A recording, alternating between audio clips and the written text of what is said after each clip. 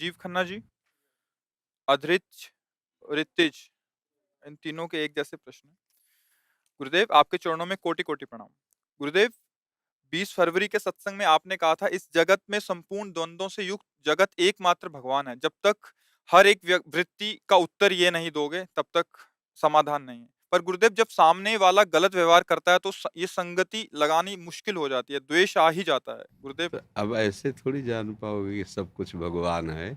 पहले हमें ये जानना होगा कि भगवान के द्वारा मूल प्रकृति प्रकट हुई और मूल प्रकृति के 3 गुण हैं, सतोगुण, रजोगुण, तमोगुण।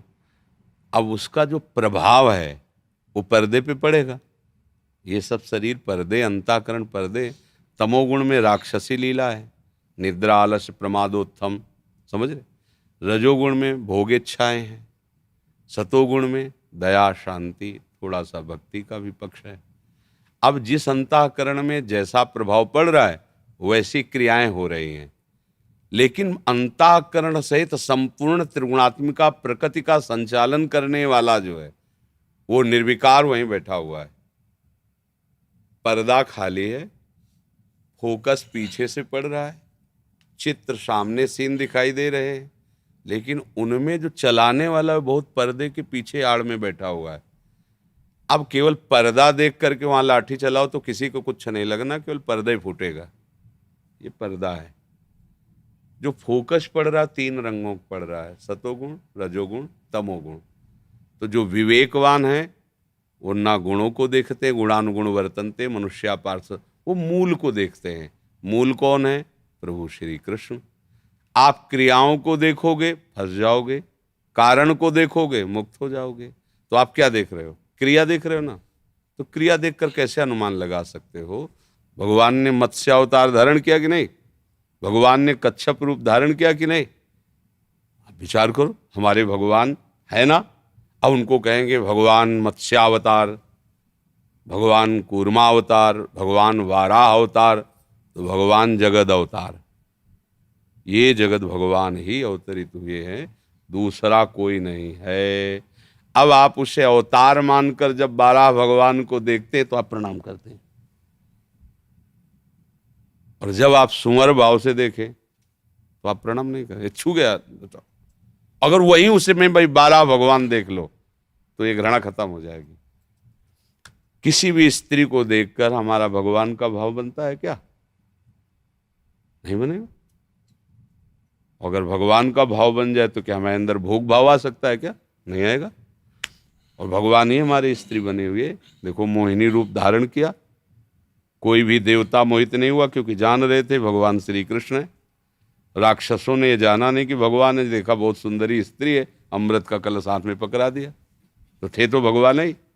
ऐसे ही बाहरी क्रियाओं के द्वारा हम भगवान को नहीं जान सकते। क्रियाओं से ऊपर उठो और कारण पर पहुंचो तो सबका परम कारण श्री भगवान मिलेंगे। भगवान कहीं अधर्मी हो सकते हैं क्या? तो भगवान की पीठ से अधर्म प्रकट हुआ और छाती से धर्म प्रकट हुआ है, तो किसी की पीठ में घूंसा मारो या छाती में मारो, कहां लगेगा? अब ज्ञान इतना बुरा है तुम्हारा, तो अब कैसे तुम उसको थोड़ा ज्ञान समुद्र की तरफ आओ। कूप मंडूक का ज्ञान कितना। एक बार एक समुद्र का मेढक कुएं में गिर गया। कुएं वाले ने कहा राधे राधे, आओ हमारे पास। कहाँ से आयो? बोले समुद्र। ये समुद्र क्या हो? बोले अगाध जलराशि। बोले इधर से कूदा, इधर कुएं की बॉर्डर से इधर। बोले इतना समुद्र? नहीं, वो बहुत इधर से इधर। बोले इतना समुद्र? बोले देखो तुम कूप मंडूक हो, तुम जीवन भर कूदते रहो, समुद्र को थोड़ी जाल पाओगे। अथाह है। ऐसे ही अगर माया की तरफ दृष्टि रही तो अथाह उसकी लीला है, बड़ी विचित्र लीला है। आप सोच भी नहीं सकते कि भगवान हो सकता है क्या?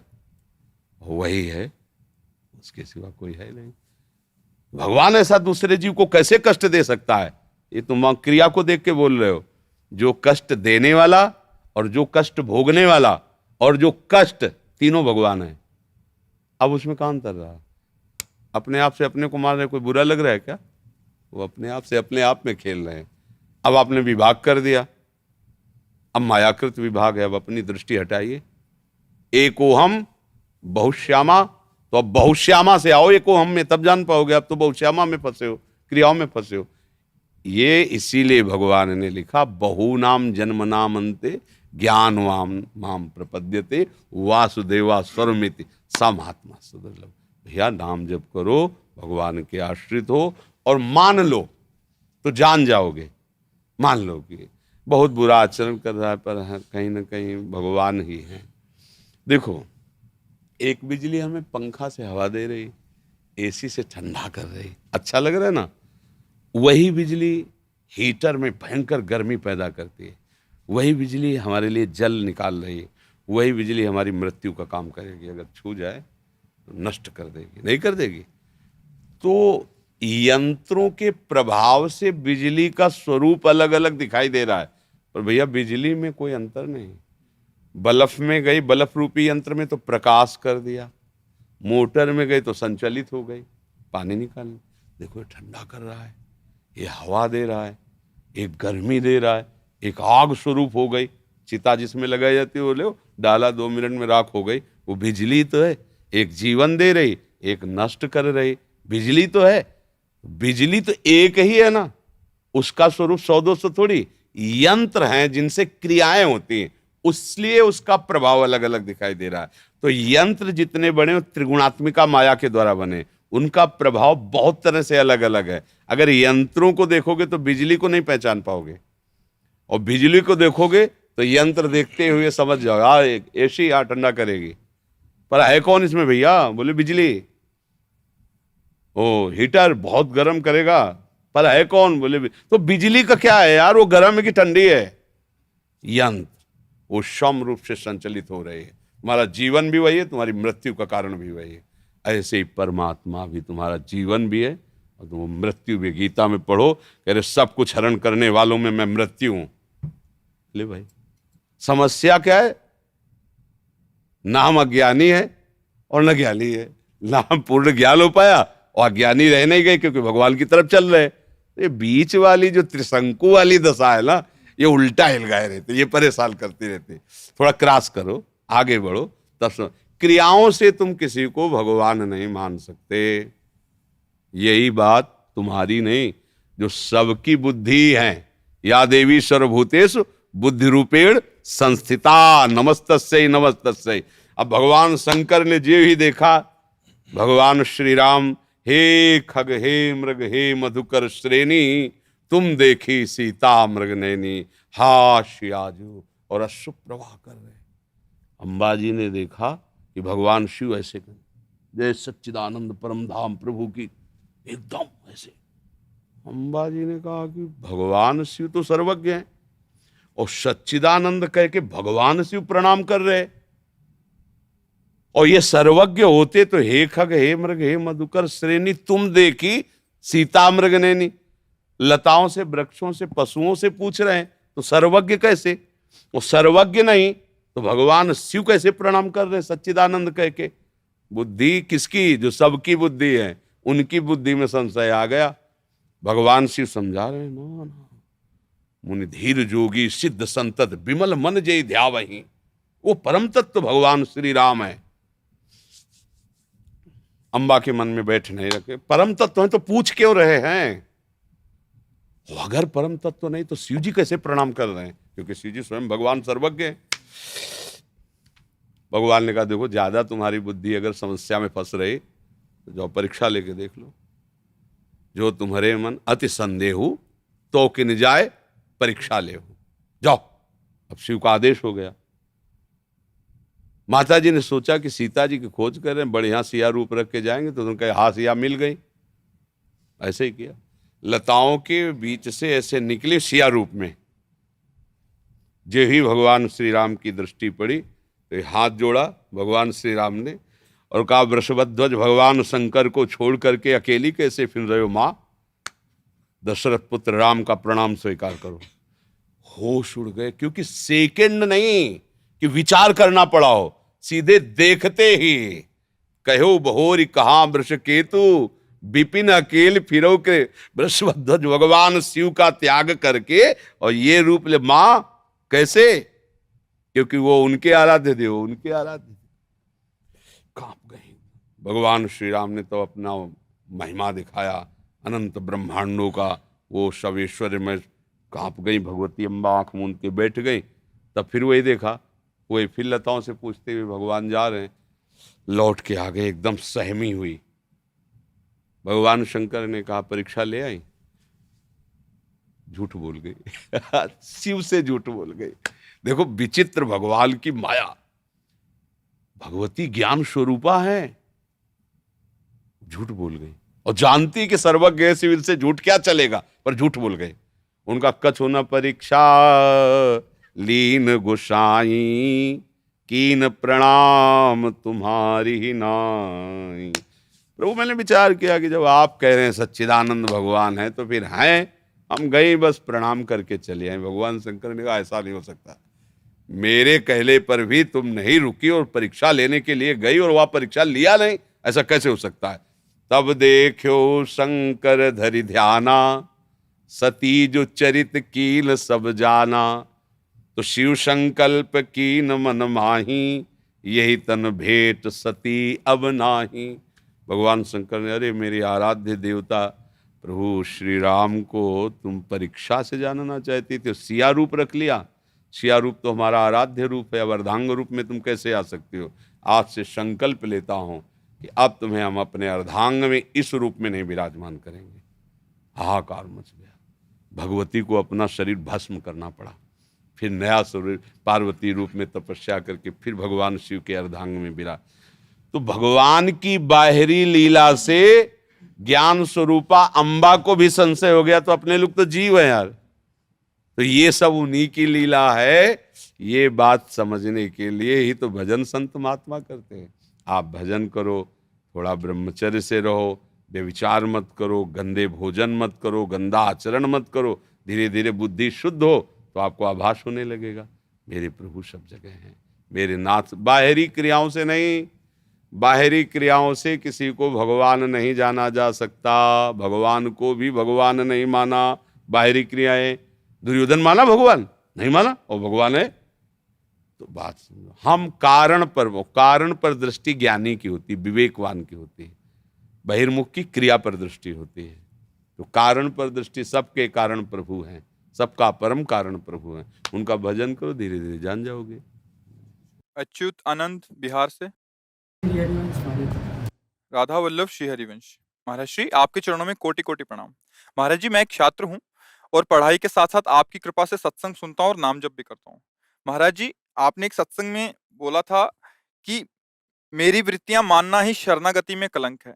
महाराज जी, शरणागति कैसे पुष्ट होती है? महाराज जी, मेरे को इस बात की समझ नहीं है, आप कृपा करके समझाने। जैसे का से पढ़ाई शुरू होती है, ज्ञान तक अक्षर पूरे होते हैं, शरणागति भी वचन से प्रारंभ होती है और आत्मसमर्पण में पूर्ण हो जाती है। जो ये वचन है कि मेरी वृत्तियां भी नहीं है, आत्मसमर्पित शरणागत की बात है। अभी प्रारंभ में देहाभिमान से युक्त हमारे सारे कर्तृत्व और भोक्तृत्व युक्त भाव हैं, तो कैसे समझ पाएंगे कि हमारी वृत्तियां भगवदाकार हैं या भगवत प्रेरित हैं या भगवत स्वरूप हैं। महाराज जी, एक और चीज समझना चाह रहे थे कि वृत्तियां क्या होती हैं, ये भी पता नहीं। आप वृत्तियां बच्चे हैं, जो अंदर तरंगे उठती रहती ना, अब अंतर्मुख हो तब आप उसे देख पाओगे। क्षण क्षण में तरंगे उठती रहती है, कभी कोई नाम, कभी कोई रूप, कभी कोई बात, कभी कोई भोग, कभी राग, कभी द्वेष, कभी ईर्ष्या, कभी काम, कभी क्रोध। ये प्रपंच की तरंगे, जैसे समुद्र में लहरें उठती है ना, ऐसे ही अंतःकरण में वृत्तियों की तरंगे उठती हैं।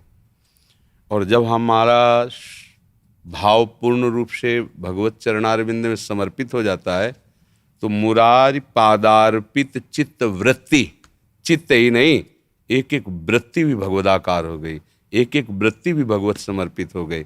पर इसके लिए ज़्यादा समझने की कोशिश मत करो, बस इतना भाव स्वीकार करो, मैं प्रभु का, प्रभु मेरे। बिल्कुल वहीं पहुंच जाओगे जहाँ पहुंचना है। मैं प्रभु का, प्रभु मेरे। मेरे जितने रिश्ते नाते, सगे संबंधी, मित्र, दोस्त, बाहरी व्यवहार है, इन सब से यथोचित व्यवहार करके मैं अपने प्रभु की प्रसन्नता चाहता हूँ। समझ रहे हो? पढ़ लिख कर जो भी नौकरी, पेशा, सेवा, व्यापार मिले, मैं उससे भगवान को रिझाना चाहता हूँ। ये सृष्टि भगवान की है, और नाम जब साथ में, सब समझ में आ जाएगा। अब ये अध्यात्म है, ये आगे से आगे बातें केवल कर लेने से हमारे मन को संतुष्टता नहीं होगी। मन को स्थिति चाहिए। बातें तो ज्ञान विज्ञान की, धर्म की, उपदेश की बहुत हैं, लेकिन स्थिति नहीं है। तो निज सुख बिन मन होए की थीरा, भगवदानंद की स्थिति नहीं है तो मन स्थिर नहीं है, मन चलायमान है। अगर हम स्थिति की तरफ बढ़ना चाहे तो ध्यान रखो, बिल्कुल सरल भाषा में बता रहे हैं भागवती की स्थिति प्राप्त करने का उपाय। भागवतिक स्थिति प्राप्त करने का इससे सरल उपाय नहीं होगा।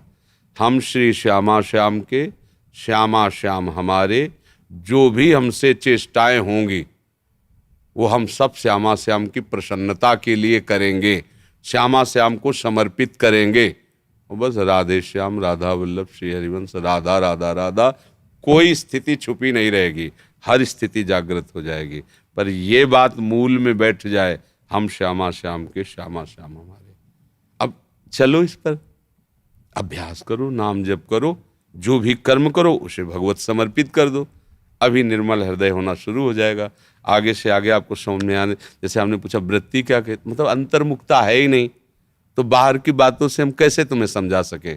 अंतर में जब साधक प्रवेश करता है तब उसे दिखाई देता मन, अहंकार, चित्त, बुद्धि, वृत्तियाँ, राग, ये द्वेष, ये काम वृत्ति आई, ये क्रोध वृत्ति है, ये रजोगुण प्रभावित हुई, ये तमोगुण प्रभावित हुई, कैसे उसको बचाना है। इसी को तो साधना कहते हैं। वो अंतर, अब यहाँ इतना हमें बाहर से ही फुर्सत नहीं कि अंदर झांक सके, तो अंदर सारा प्रपंच चलता रहता है और बाहर से हम अपने को भगत या जो भी साबित कर पाएं। तो इसलिए अंतर में भगवदानंद ना होने के कारण वो भगत का भाव बाहर प्रदर्शित करते हुए भी वो विषयों का भगत रहता है, भोगों में उसकी आनंद वृत्ति रहती है, भगवदानंद में नहीं, भोगों में रहती है। इसीलिए खोखा जीवन हो जाता है। तो हमें चाहिए स्थिति। हलवा का पूरा सांगोपांग बनाने का वर्णन कर देने से हमारी तृप्ति नहीं होगी, हमको बना के पाना होगा। पाने पे भी पुष्टता और तुष्टता सब हो जाएगी। क्षुधा निवृत्ति, पुष्टता, तुष्टता। ऐसे ही हमको तभी सुख मिलेगा जब हम भजन को पाएंगे। राधा राधा राधा, ये जो रस निकलता है ना राधा राधा बोलने से, बहुत बड़ा चरणामृत है ये, नामामृत का रस। ये हृदय में जाकर के संपूर्ण पापों को नाश कर देता है, हृदय को निर्मल करने लगता है। अब लगे दीर्घ काल निरंतर सत्कार सेवितो दृढ़ भूमि, पातंजलि योग। वो कह रहे बहुत काल तक नियम पूर्वक, आदर पूर्वक नाम जप करे तो दृढ़ भूमि, स्थिति जागृत हो जाएगी। अब 2-4 दिन जपा फिर छोड़ दिया, यद्यपि मंगल उसका भी होगा। एक भी नाम जपने वाला कभी भी भारी से भारी विपत्ति में फंसा होगा तो एक नाम उसे बचा लेगा, ये हमारा विश्वास है। नाम में बहुत बड़ी सामर्थ्य है। पर ऐसा महामहिम नाम हम निरंतर जब करने का अभ्यास करें, सब स्थिति आ जाएंगी। ठीक है, या श्री राधा या फिर हे राधे, हा राधे, क्या बोल। ये तो पुकारने के लिए, जपने के लिए तो निरंतर राधा राधा राधा राधा राधा राधा राधा। ठीक है, हाँ, द्व्यक्षरा परा विद्या, राधा राधा। श्री भी राधा जी का ही नाम है। मालूम जैसे श्री राधा बोल रहे तो हम 2 बार बोल लिए राधा राधा, वही एक ही बात है। तो हम जपने में राधा राधा, ध्यान भी करें राधा राधा राधा राधा राधा। पुकारने में तो आएगा, हे किशोरी जी, हे लाडली जी, हे प्रिया जी, हे स्वामिनी जी। पुकारना, राधा नाम जपना, यही हमारा तो जीवन है। कभी पुकार रहे, हा किशोरी, हा प्रिया जी, लाडली जी, कभी गुप्त चल रहा है, राधा राधा राधा चल रहा है। ठीक है। अर्चना जी, महाराज जी आपके चरणों में दंडवत प्रणाम। महाराज जी, 20 दिसंबर के एकांतिक वार्तालाप में आपने भ्रूण हत्या जैसे महत् अपराध के बारे में बताया था। महाराज जी, सुन के बहुत कष्ट भी हुआ और प्रायश्चित करने का मन भी हुआ। हे सदगुरुदेव भगवान, पहले मुझसे भी एक ऐसा कृत्य हो गया था। महाराज जी, मुझे अभी दंड या क्षमा प्रदान करें।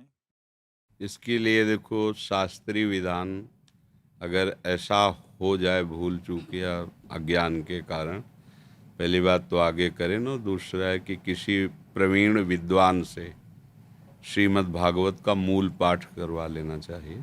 7 दिन में आकर आपके घर में वो मूल पाठ संस्कृत से भागवत का पाठ करे, उसे यथोचित दक्षिणा दे दी जाए। और भगवान से प्रार्थना की जाए तो श्रीमद् भागवत समर्थ है बड़े से बड़े पापों को नष्ट करने में। मूल पाठ पंडित को ऐसा जो विद्वान हो और ऐसा जो पूरा पाठ कर सके तो पूरा पाठ करे, उसे यथोचित दक्षिणा दे दे जो इसमें वो राजी हो जाए, क्योंकि बड़ा वो भागवत करवाने में वो अलग बात होती है, लेकिन ऐसे घर में बुला के 7 दिन पाठ करवा ले। ऐसे होते हैं जैसे नए नए विद्यार्थी हैं पढ़े लिखे तो पाठ कर देंगे, सांगोपांग भागवत का पाठ करा ले तो सप्ताहिकी श्रीमद् भागवत बड़े बड़े पापों को नष्ट करने में। ये भ्रूण हत्या कोई साधारण पाप नहीं है, बहुत बड़ा पाप है और बड़ी दुर्गति हो जाती है। मतलब बहुत ये माताएं बहनें इन बातों को ध्यान नहीं देती और घर वाले भी लोग दबाव डालते हैं ऐसे कार्य नहीं करना। और कहीं गर्भ में कन्या है फिर उसकी हत्या, ये तो और बहुत बड़ा पाप हो गया, क्योंकि ये हत्या मतलब तुम्हें क्षमा नहीं करेगी, भोगना पड़ेगा, बहुत कष्ट मिलेगा। ये भगवान की जो सृष्टि विधान की ये विरुद्ध आचरण वृत्तियाँ, लोग समझते हैं कि हम पिता हैं तो हम अधिकारी, हम जो चाहे करें। अरे तुम अपने शरीर को नहीं कर सकते? आप अभी मरने का नाटक करो, हम आपकी रिपोर्ट करते हैं, अभी आपको सजा हो जाएगी, अभी आपको बंदी बना के सरकारी आदमी ले जाएंगे। ये आदमी आत्महत्या कर रहा था तो आपको दंड मिलेगा कि आप अपना शरीर नष्ट है, फिर दूसरे के शरीर कैसे नष्ट कर सकते हो? और फिर वो तो अभी नवजात बच्चा या बच्ची, लोग बच्चियों से ऐसा सोचते हैं कि हम ये कहते हैं कि अगर ये माताएं बहनें ना हो तो तुम कहाँ से आ जाते?